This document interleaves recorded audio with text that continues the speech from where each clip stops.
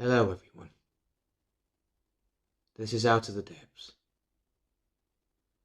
This is a secondary channel to my main channel, which I'll link at the end and in the video description. It's a lot cheerier, my other channel, than this one. This one is less professional. This one is just to get the demons out of my soul. There will be eventually some form of general topic, I think. Whatever strikes my fancy, something I can explore from my own personal experience. But by and large, Out of the Depths is a channel I mean to use to purge, or at least express, the tsunami of strong emotions I feel on a very regular basis. There's certain topics that I want to get out there, want to express, but that would not be appropriate on my main channel, for instance, and that my family perhaps heard too many times, that my friends perhaps heard too many times, or that I might not even want to tell them personally. They're often emotional. This channel will essentially deal with depression, addiction, obsession. It will deal with a few things I probably shouldn't be doing too. Certainly deal with alcoholism. It'll deal with a whole host of things. But right now, this first episode is just to get this, just to get the bug out of me. It's been an emotional couple of days. And essentially it's relationship issues that we're going to talk about today. In particular, the main topic I wish to talk about is getting over your ex. I know, this whole channel's coming out entirely email. Very email, in fact. And if you want to turn off and go for something more mature, if this doesn't sound mature enough for you, or you wish to look elsewhere as a bit cheerier, then sure, go for it. But in particular, when it comes to taking an ex, is more the suspicion of infidelity. That's the main one. And how not to let certain things take over your life, really. I'm starting this channel today because essentially I saw another reminder of my ex from a few and a half years back. Of course, no names will be mentioned, neither mine, and certainly not hers. We went through a lot, and I prefer her to be completely anonymous in all this. Whatever my feelings towards her, I wanted to be completely anonymous. I wanted to be completely anonymous. I want me to be completely anonymous, really. It'll all be kept vague. The details of what happened, of course, won't be. But who was involved will be kept vague. It'll be the same for all my videos going forward. Now, let's call her Sue. Sue is probably my first love. But things went bad. Ooh, generic, I know. It's details, right? Okay. Well, my first love, who I opened up to, after spending my entire teenage years and most of my young adult years, up until about the age of about 25, 26, singularly out of a relationship. In fact, I have not had the easiest of upbringings, and trust is trusting anyone outside of my immediate family still remains, and certainly was back then, near impossible. It's easy for me to see suspicion, easy for me to see betrayal. It's exceedingly difficult to want to trust anyone when you feel the instant you do, they don't mean it. They're taking you for a joke. That sooner or later they're going to hurt you horribly for their own amusement. Because that's largely what my upbringing was. The people I called my friends in primary school, in high school, were worse than my enemies in many ways. Even at home, it wasn't particularly easy with my father. And I certainly, every woman I felt I came near with, if I ever had anywhere close to self-esteem to do so, it wouldn't take long for one of my so-called friends to say a few comments and start embarrassing me immediately, play pranks at my expense. I had more than one, not flat out tell me, but be told by their friends, flat out say that they found me fairly embarrassing, that they would have dated me, but for the fact that I was such an embarrassment. Enough when multiple women, to dozens of women, many friends, virtually everyone, when you are felt that you are, that the runt of the litter is a legitimate state of being, is carved into your soul, that this is who you are, forever, no change, that you don't deserve any real respect. It can be fairly overwhelming, as it was when I did meet this girl, when I did meet Sue, to have her genuinely, so it seemed. May well have been. It's hard to tell, really, end of the day, because you are not them and you don't know. You can only just guess. But it seemed genuine at the time. It can be exceedingly difficult for you to, exceedingly overwhelming for you to realize that they genuinely think you're awesome.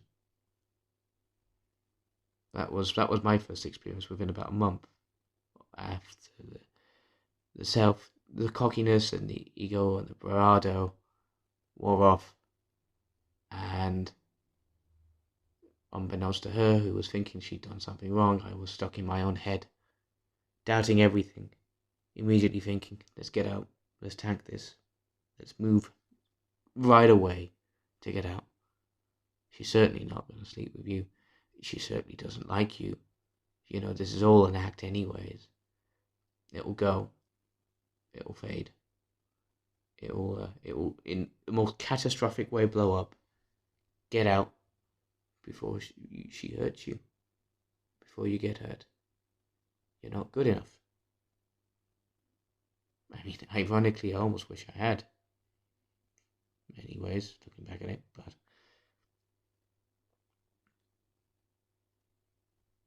the thing that truly overwhelmed me was genuinely thinking that telling me that I really am good enough, and that I was awesome.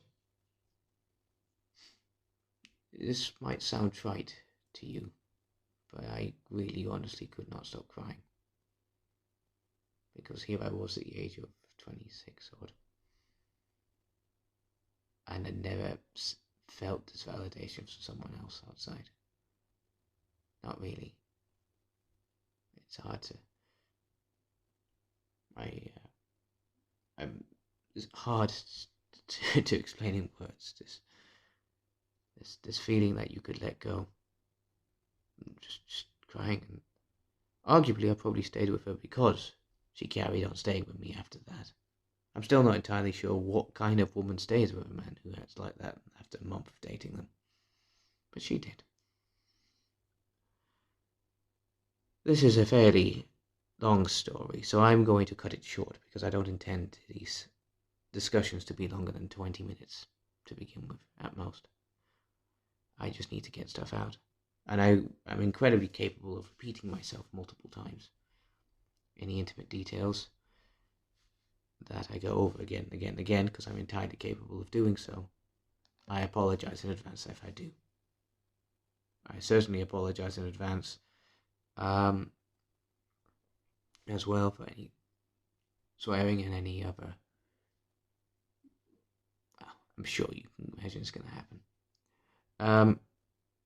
So, what happened then? Why did it go so wrong?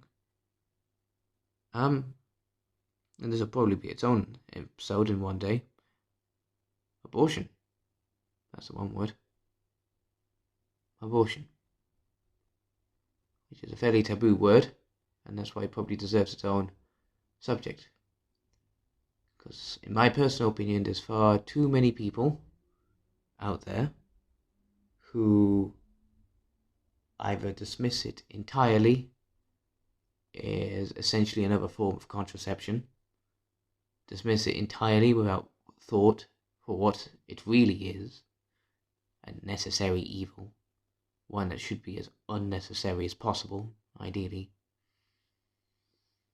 And then far too many, of course, on the other side, who, which I lean a bit more towards, but can be fairly adamant in not realizing the reality and the unhappiness that can ensue in having a child when you're not ready, which was what we were faced with. Of course, I wasn't really given a choice.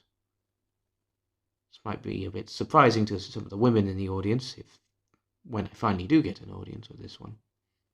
If I finally get an audience with this one. But yeah, it was the other way round, in fact. I was the one who was somewhat pressured to do it. She didn't know, of course. I thought I had my ideas firmly fixed about it, because it was first trimester.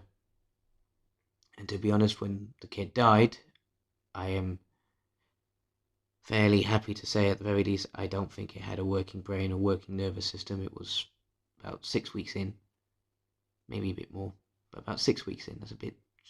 Heart might just be starting to develop, barely a bulge, if any.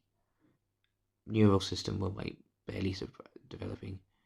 If you're inclined to believe in souls, a few weeks later was when it would have begun to start. If you believe in souls in the more scientific sense of, that's when the brain kicks in. When the brain kicks in, that is what we are. That's what our soul, our raison d'être, our being is. Of course, it's seen like that. I'll go more into my feelings in my abortion video, I suppose, as to what I truly felt. But suffice to say, I thought it a necessary evil, but wondered, more or less, where did she... She never showed any real emotion. Not at all. It was barely anything to her, too. Later, having seen her and studied her and spent the night with her after going to the clinic, I mean, ladies, is not pretty even when it's not a medical one. It's a heavy period flow that goes on for a couple of days. It's certainly the minimum. Without thinking anything else, it's minimum. You are woozy. You are weak. You should not be walking back by yourself, which is why I absolutely insisted she got dropped off and taken by me, and I stayed over with her to make sure she was safe. You're getting up multiple times in the night to go and change what I assume are fairly bloody tampons. And I don't even want to know what's on them, really. Because essentially the pill mushes up what's in there and causes an immediate miscarriage. And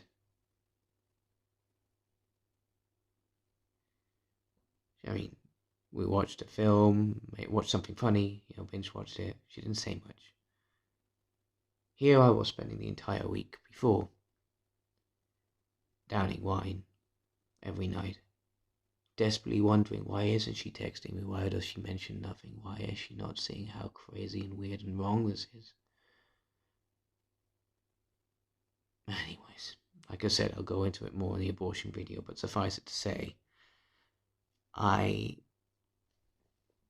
did not. I felt left out, abandoned emotionally. That I was the wrong one. Why did she not want to talk to me? Did she truly not think anything about it? Not true, of course, she probably did. But it's hard to see when you're in that emotional pain. It's hard to see when you don't know and you've never been in a relationship that's lasted longer than a month before. That you don't know how to react to this. That you don't know what the best solution is to this. Especially when you're so young and scared that you haven't told anyone. You haven't told your parents, you haven't told your friends, you haven't told anyone at work. Just you and her and the clinic. And you're going around pretending everything's fine. But you don't, of course. I don't. And, well, you know, alcoholism, again, some topic, really. I can go on for days with that. Rears its ugly head, and the next thing you know, again, long story short, because I'm conscious of time, I'm seeing less of Sue every day. I'm seeing more of the bottle, more of a drink, and I feel much happier to doing that by myself than I am seeing her going with her. Because we're not talking. It goes from awkward to slightly less affable than before to awkward silence to fairly vicious silence to nagging and ladies, I can assure you, your nagging is not particularly the most fond thing that men want to hear. It's hard. It's certainly not something we want to hear. But of course we do react to it. And I mean, end of the day, I don't know, it seems, certainly from my point of view, it's always been seen as if a woman's nagging, it's because it's a sign of weakness in a man. We don't like it. It shows up our flaws half the time. And in other times, it is entirely unjustified. Or so we feel anyways. You may feel differently, you may see something else. I think it comes from miscommunication, on a misunderstanding and misidealization on both sides. Truly. Nonetheless, nagging is one thing. Cruel jokes at your expense. Random callousness. Why are you with me, I joke. Because beggars can't be choosers, she says in all seriousness. That's a funny little joke. Your life is a fucking joke. Out of nowhere. Of course, I brush him off a little bit because I was used to this sort of speaking to me from the people I called my friends. So, what am I leading to? Well, I'm fairly certain. I have my doubts, my suspicions, based on how she acted, based on how she is. But she probably at one point around then cheated on me with someone else. Probably on impulse. I think she probably was guilty. Why do I say this? Well, because our second to last real chat, third to last, before the breakup, even I should say last real chat before the breakup,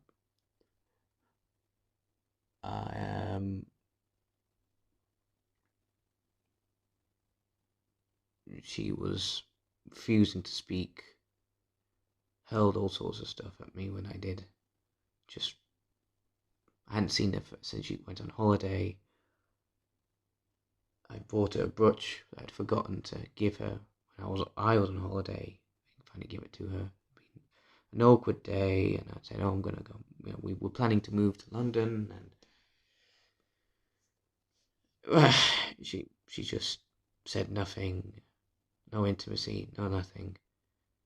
I'm sighing and just like, right, okay, I'll go. And she just starts crying. she just starts crying and crying and crying, and I can't get her to stop. And what's even worse is I just can't get her to tell me what's up. I can't get her to tell me what's up. She's just crying and crying and crying, and I'm saying, I love you. Please tell me what's going on. I'm not going to move until you tell me what's going on. And she just shakes her head and says, just go, just go, just go. And to my fucking shame, I did eventually go. About half an hour later, 20 to half an hour later. And then when I next asked her about it, she just hurls out, none of your fucking business. Which probably ended up with me even asking if she even liked me any more than the usual, oh, I love you, but I'm not in love with you, whatever. Ladies, what does that bullshit mean? Honestly, what does that bullshit mean? You know, if we know what it means, we know it means basically, yeah, you don't want to bang us. That's just what it means. You don't want to bang us, but you still have some form of emotional tie, and you're too cowardly to just flat out tell your man this. That's what it means. That's why we resent it. Just flat out tell your man this. And in fact, to be perfectly honest, whilst there are two to every relationship, avoid saying that and actually try to work on your relationship at all costs. And that goes as much for men, by the way.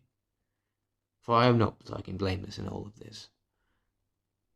And I should, instead of hiding behind a bottle and pitying myself, I should have gone and talked to her and found out what the fuck was wrong. Because I knew something was wrong. And that's what you should do with someone you love. Try to make them feel as comfortable as they can in you, so that they can trust you again.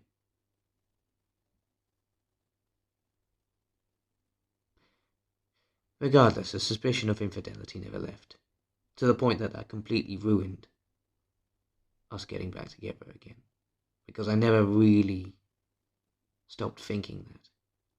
I never stopped thinking, despite the fact that she denied it multiple times in a manner which I'm still not entirely certain was sincere.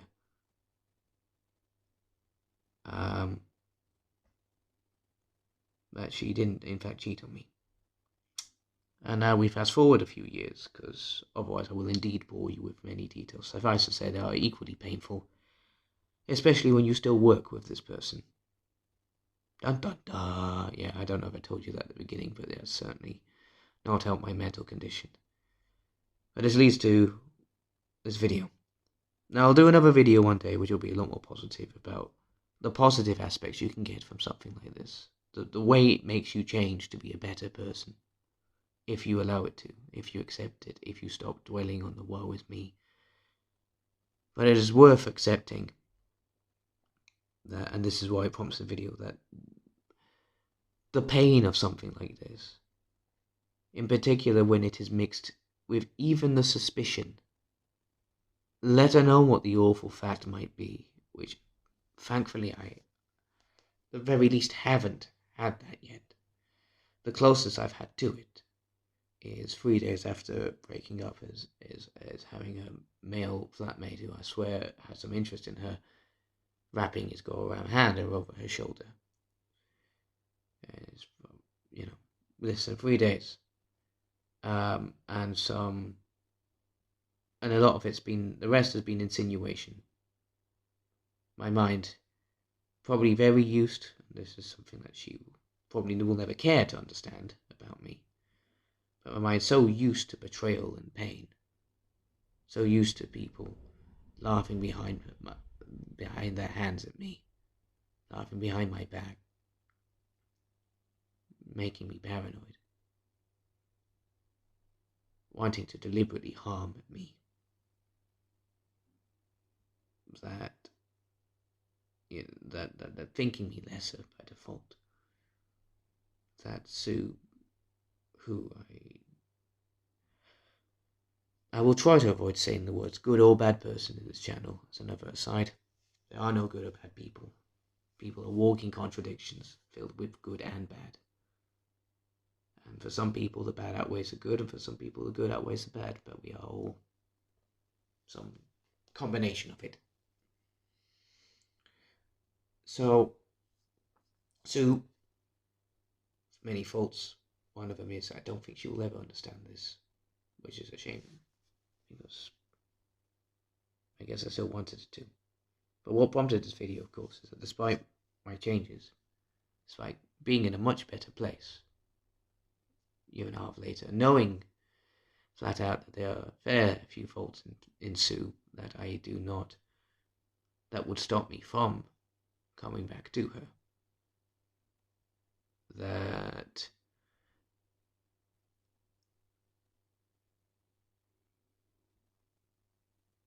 it can still strike you. In my case, a trigger was, and trigger's a fairly overused word, but it is probably still the only and the best description of something, of an emotional, well, trigger, of some form of incident or stimulus that will evoke some memory, some emotional whirlwind inside you, bring you back to a place you thought was long extinct in you, that you have almost no control over. You do have control, and depending on the strength of it, it can be exceedingly hard. Because depending on how strong it is, it will, and this is fairly scientific, and I will indeed be more scientific when I get the chance, but essentially this thing just embeds itself in your limbic system. If a memory of pain is indeed strong enough, and this is what it is with post-traumatic stress disorder, especially for those who genuinely have it, particular soldiers, when in the moment is so strong and terrifying, right? Or emotionally distressing, because of course mine wasn't so much terrifying as emotionally distressing, then it embeds yourself in a place far deeper than your prefrontal cortex. It embeds yourself in essentially your lizard brain, and you will, the deeper it embeds itself there, the closer it will trigger your fight or flight response. There's more than just fight or flight, but nonetheless, it will trigger that. It will trigger that part of your brain where it will immediately go into survival mode. It will shut things out. You will,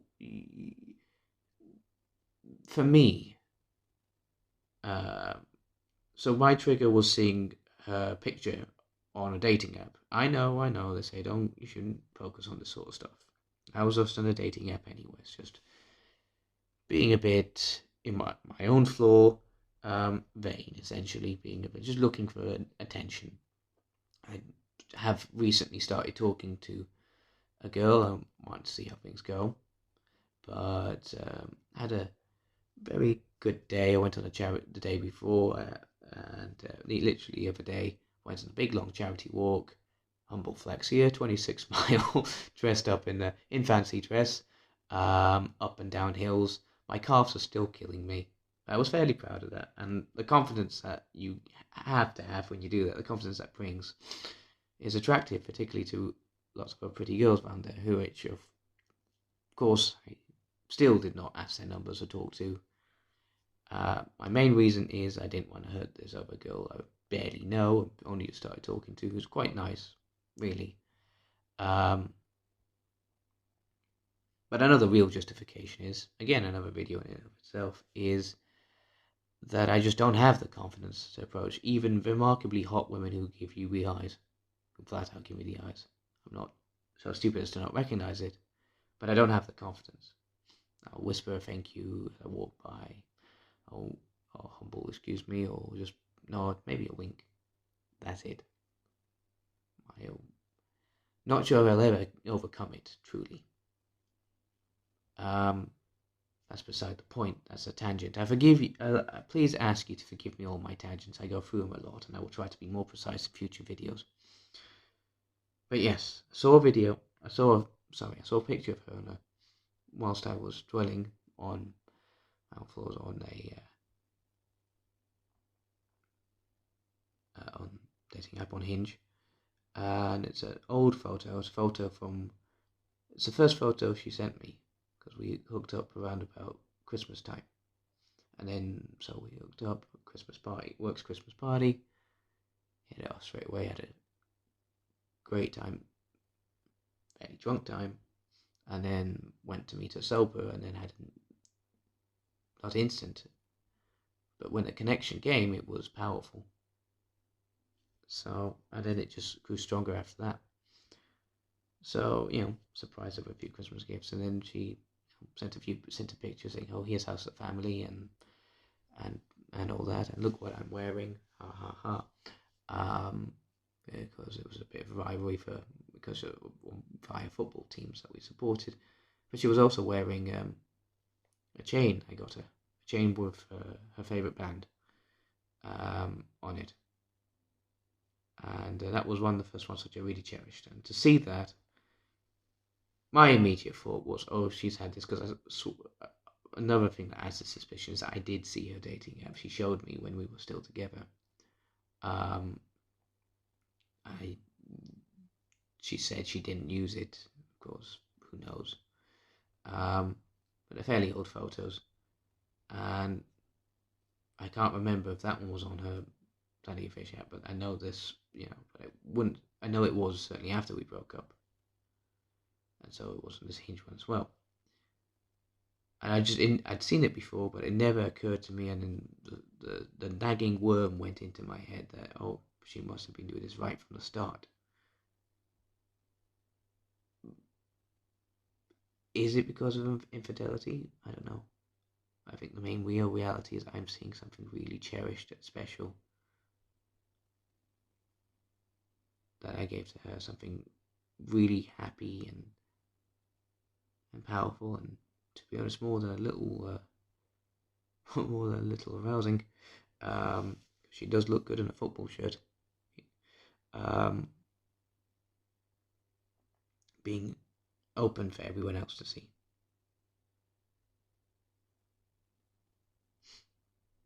So how does it feel? I think you all know if you've been through it before, but if you haven't, it's a wall, a roar. It's a deafening silence. You just sort of stare at it. You just sort of, it doesn't. It just sort of you do it. It's like it has all the power of an oncoming train, and it's as long as one of the unending cargo ones that go to and from the airport or to and from various places where you're unloaded. And it just you can't think. You can't think.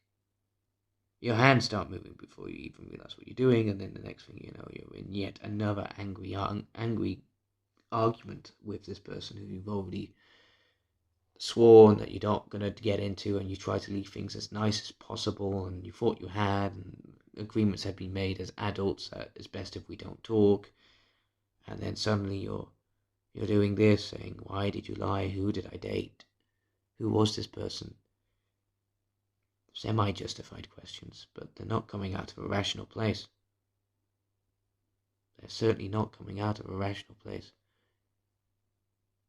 And it's just this, you are numb. You are numb with this intensely powerful feeling. You are certain that it doesn't matter how happy you were, you are certain that everyone and anyone is out to get you. That they don't give a shit for you. That they would willingly see you crawl on your belly for their amusement. That you could be racked with sores and bleeding from every orifice, and they wouldn't bat an eyelid. They'd walk right past you. You don't talk to anyone. Suddenly everyone doesn't understand why you are short with them, mad. Work suffers. You actually don't work. You don't care. You are... Essentially, this was what was going through me when the breakup happened. And this is obviously essentially what's repeated on me whenever I get these triggers. Anyone who's been through it, I hope sympathizes. And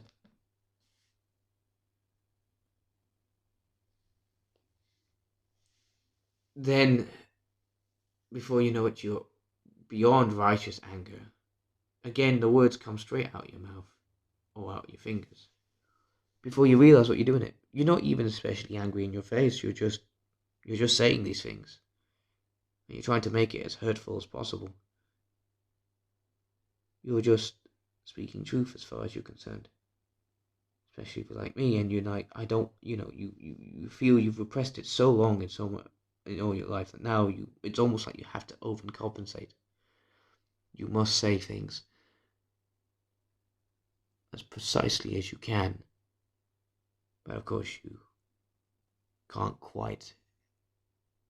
And so it becomes a bit of a melange of whatever hurtful stuff. And you look back on it and you could have done with an editor. And of course they're not much better.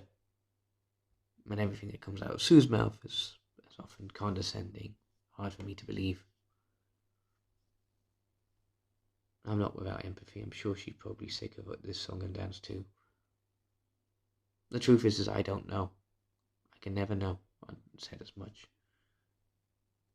Because I no longer can believe it.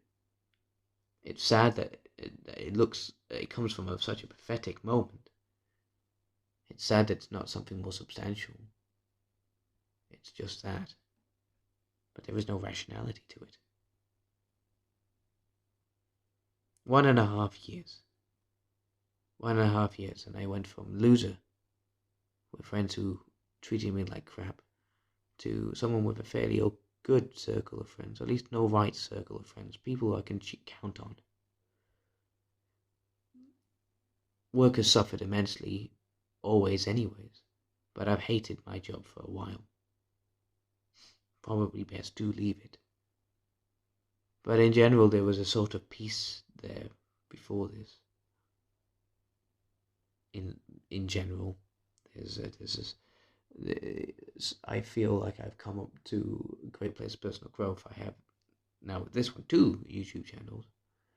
I am studying for what I really want in my life. I'm not bounding myself to be stuck in a dead-end job. I refuse to allow myself to do that anymore. I look back on my life and what I've done with a lot more maturity and forgiveness of the person I used to be. But this thing still eats up.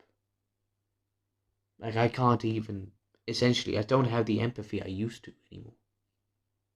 Because somewhere deep down is that gnawing, rooting suspicion that I'm not good enough to the person who said I was good enough. That I was so ungood enough that I was devalued and cast aside. Like yesterday's fucking scraps. And it doesn't matter whatever they say, no action ever ends up making up for it. Mostly because they don't really tend to offer an action that makes up for it. Sue is still, in my opinion, a fairly selfish individual. And I'm left. Narcissistic personality disorder, they call it. I have no idea. I will agree she has narcissistic personality traits. We all do to an extent. I think she's got it more than most. And I've certainly been around a friend, in particular one, who I'm very certain had it too. Certainly towards me. In fact, I've seen him do it to pretty much everyone anyways. So I pity his poor wife and kid. Or when his kid when he grows up. Unless, of course, he changes, which he can do. Everyone can. No one is beyond redemption. As hard as it is to see.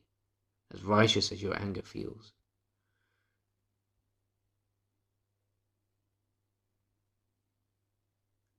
But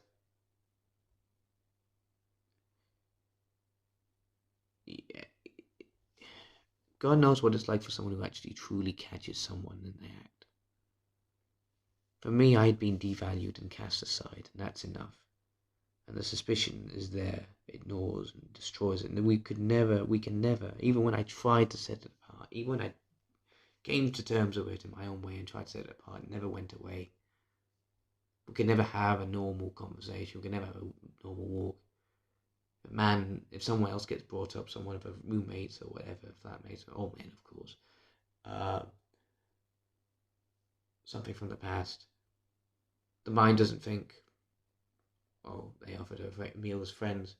the mind doesn't overlook these things. Every little detail is now proof of promiscuity, proof of infidelity. And because you are now dead certain, as somewhere I feel I am, that this person is inherently bad, which is not true. Flawed, aye, but not necessarily bad, of course. You look for any little proof that they are indeed this bad person. And so little things that might actually be quite innocent and nice are missed. Because you can't forget that. Deep in your head, you had, in my case, months with her, and years with everyone else, of devaluing, that you just cannot let that go. And then after the rushing, after the anger, it's just grief. You hold it in as much as you can. You wait until everybody's gone home from work. And whilst they're all gone, I hid in the toilet so they wouldn't be caught out. Pretend I'm working overtime. And I just crawl under a desk. And I just curl up in the fetal position and cry. Like I used to when I was a kid. And I just do not move from there. And then when I do, I trudge to the car, and then I just cannot get out of the car. Now, I banged the Samaritans the second time in my life I've done that. And just to get this out, just to posit the question of why is this affecting me so? There's no reason for it to. I should never have reacted like that. I should never have let it get to that stage. I should never let it overwhelm me. But it's easier said than done. I'm a big fan of David Goggins, and the man's an absolute fucking legend as far as I'm concerned. And if it weren't for his advice, I probably would have killed myself a long time ago. Because his advice is ultimately correct in many ways. But for those who do look to things like that, particularly lads, it is okay to be vulnerable, mate. Same to you women. But women get... The reason I'm not telling you straight off is because you get told that anyways. Men, not so much. We have to move on and get over it and get tough, quick and fast. We can't let these little things accept us, overwhelm us. You know, it's not even the case of the way society conditions us, though that is definitely part of it. It's downright biological. Men are meant to be strong, mentally. That's what we're meant to be. Now, it's an ideal, and it can be a harmful one when it's taken to an absolutism. It's a journey and a struggle. Again, inside yourself. It's internal. It's what the Muslims would call the greater jihad. It's what it was Buddha fighting against his internal demons. It's the true warrior's path, really. And everyone really must go through it. But for men, it's probably a little harder because we cannot show these things. And in some ways, it affects us a little greatly. It seems to me these days it affects us greater than it affects women. Too many women cast us aside. At least that's might be my life experience. Very few are willing to sit down and genuinely try to work out what the heck's going on. They sure as heck don't do it when you're meant to be partners. I have found more in my experience, they do it when you're friends. Not many of them, of course, either, but when they do, please keep hold of them because they are very good friends.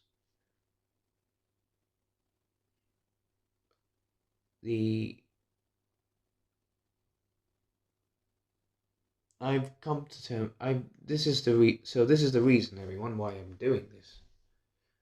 Because essentially, after messaging people who I have not seen for nearly 2 years, as to whether or not they have proof that my Sue has cheated on me, and then wondering who the heck she even is. I don't even know if it's to trust them or not anymore. I just, after having again spent, hidden myself away somewhere in work, staring at the phone, barely having done any work all day, essentially wanting to get fired, which I probably do anyways. I only want to leave the job. Not that I can afford to. And just staring, hoping for some magic bullet, hoping for some miracle cure, hoping for something to just, hoping. Trapped in that same position I was in when I felt so discarded. When I was broken up with at work, after by the one person I thought I could trust in all the world, the one person I thought was truly my best friend. I had lost my way, and I knew I'd lost my way, and still feel I'd never really been given a fair chance to make up for that, to sort of come make things work.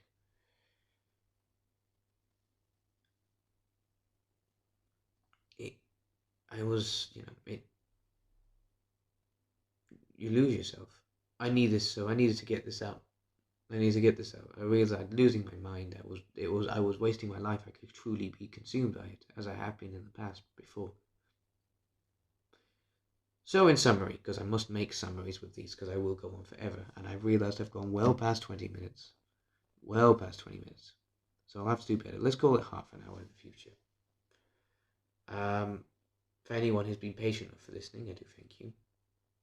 In closing, why am I doing this? Why am I even making this channel? Well, one, I need to get this out. Not just to the few friends I can trust, who I still almost didn't want to because I'm so sick of this right now. But just as someone who won't judge, the open air, a microphone, but public enough so that people can listen, so it feels like my voice is heard. Selfish, I know, but then again, I've seen more selfishness on YouTube, I think.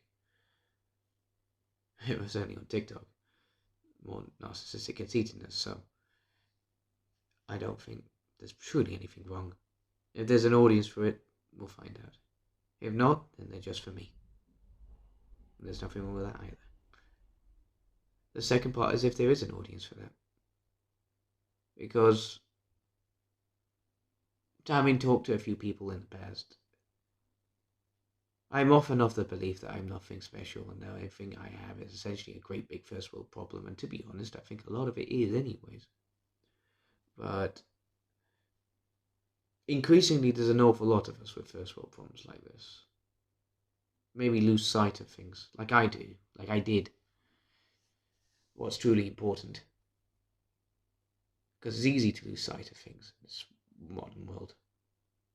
It was a little simpler back then when we lived in villages and farms, and where were we going to eat by the end of the day was a bigger concern. Are the local barbarians going to raid and rape and fuck us to death? That's another concern.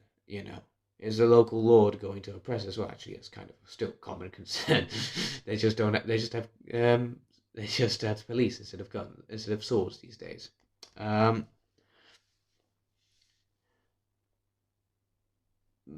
Things are a bit more hectic. So for me, this is sort of a personal vlog that I hope can help others as much as anything else. Just a big fat vlog from very personal, deep topics. Spoken with no real authority other than my own lived experience. Which is, I just have to get out there because that's something that's probably deeply ingrained into me, feeling like I'm a bullshitter. And of course I'm not a bullshitter. Funny I should need to say that, but when you get devalued and told that many times that what you're saying isn't even true, that what you're feeling isn't even true, it can be easy to doubt yourself and everything, even when you know you're telling the truth, even when you've physically done it. So, to anyone else who feels like this, just to let you know, the main takeaway from this is it's okay. It doesn't go away, it seems. There isn't a time when you're fully healed from it, by the looks of it, but when it does happen, let it come and go, because don't let yourself get wrapped up in it. Because when I first got wrapped up in this, it was months. It was months after post-breakup. Self-destructive behaviors that hurt me, hurt Sue, hurt everyone around me. It was months. You can easily turn from weeks to months to years. It could turn to decades if you'd let it. As it did with me from my childhood stuff. So don't lose sight of things, is the main takeaway. Don't be surprised if it strikes you. It's okay to be vulnerable. It's okay to sit down with yourself and go, oh shit, man, that hurts like fuck. And accept that things are unfair. And there's no getting around that. There's nothing you can do to bring back what you want.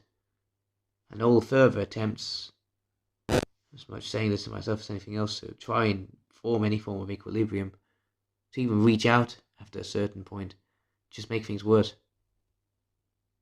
And you can only just stick the course, stick to what you know works. In my case, it's this route, it's the holy routine. It's the video editing, it's the hobbies, it's the exercise, it's the learning. That's what makes me strong. That's what makes me powerful. Do what makes you powerful. Remember that that's what it is. And if you're new to this, if you are just experiencing something like this, maybe you're worse than me, maybe you have caught this betrayal. And if it's not betrayal, then certainly you feel betrayed because your love was betrayed. And it is selfish. It might even be the most mutual breakup in the world. But you were giving something very special of yourself away. And it's gone. It's thrown away to an extent. It might be thrown away callously, cruelly, without consideration or thought. It might be set aside with care and consideration after years of trying to work it out. And I hope it's the latter for you. But it doesn't stop you from feeling very selfish and very hurt. And it's okay to feel hurt. And it's okay to understand that it's to prepare yourself that this won't go away entirely, but you can make yourself better and stronger. And my next one, I will talk about how it can make you stronger. Not positives it can bring, how it can change you, how it can transform you, make you better, where you get the power of the routine, where you get the power of purpose, of forging your own destiny. It's a work in progress for me. I'm certainly, again, no master in anything. But this is how it can help you. There's thousands, millions of role models out there, and I encourage you to look at them too. Quite a few are probably in your houses as we speak, or in your friend circles, or you're yet to meet them. But certainly, my little humble advice to you is it's okay. It's okay to accept that it doesn't go away. But you will one day get to the point where it becomes, if it happens, maybe an hour, maybe a moment, maybe at worst a day or two, and not months, not weeks, not decades. It's poison. I don't preach forgiveness, unfortunately. It's very difficult. But I do preach acceptance. Because that's the only way to heal yourself. Accept it. Move on. That's what we ultimately mean when we say get over it. It's just often delivered in such a shitty way, but that is it. Accept it. Move on. Now, I do ramble on forever. Man, very much in love with his own voice. But I do hope this has been of help to you. I really, really appreciate anyone who stayed behind till the end. I will be making more of these, probably one every Friday, or Saturday, in fact. No, Sunday. I've decided. That's when I've got time free. Sunday, I'll release it. It's about an hour in this case. I'll try to make them no longer than an hour, ever. And I will certainly make them a little better going forward, depending on the topic. Certainly if I can research it, put a bit more effort into it, make things a bit more scientific, just to help people. If anyone's going to listen to this, take advice from it, I say why, but if it does help, great. And in which case it's a duty on me to make sure that it's the best it can be. And then for anything else, check out my other channel, which is, I assure you, far more light-hearted in that the emotion is entirely fictitious. Not so much light-hearted than that, but still all sorts of blood and murder and mayhem. But if you do love audiobooks, and you are also as equally in love with my voice as I am with mine, then please check out 343 Penitent Narrator. In fact, just type in Penitent Narrator. I release a chapter of an audiobook every Monday, Wednesday and Friday where possible. Occasionally I release other stuff, inspirational videos, poetry readings, law videos, and they're few and far between. And sometimes, if short enough, an entire other audiobook. So if you are interested in hearing that, then please go listen to that. Link's going to be down in the description of this one.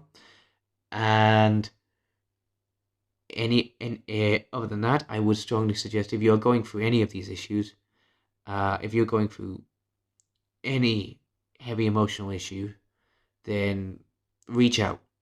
Honestly, reach out. Don't make my mistake that I did with the abortion. Don't make my mistake. Don't hold it in. Don't bottle it in. It doesn't make you lesser of a person to reach out. It makes you quite strong, in fact. To yourself, if nothing else, to have the balls to actually reach out and make yourself vulnerable to sometimes a complete stranger. Because otherwise the alternative is that you end up with near enough lasting damage, which is what's happened with me to an extent, where it will trip up your limbic system from time to time. It will trip up it will short circuit your brain every once in a while. Your brain and your heart. To say the least. So I'll also leave I'm UK based, as you may imagine. I don't know what the alternative is in the States, but I'll certainly leave the link to the Samaritans, the UK Samaritans number as well in the booking. So if anyone, please reach out. If not to a licensed therapist or your parents or anything, then at the very least to them. At the very least to them. So, without further ado, I don't know how to close this one like I did with the other ones, but I'll just simply say, have a very good night, and you're stronger than you know.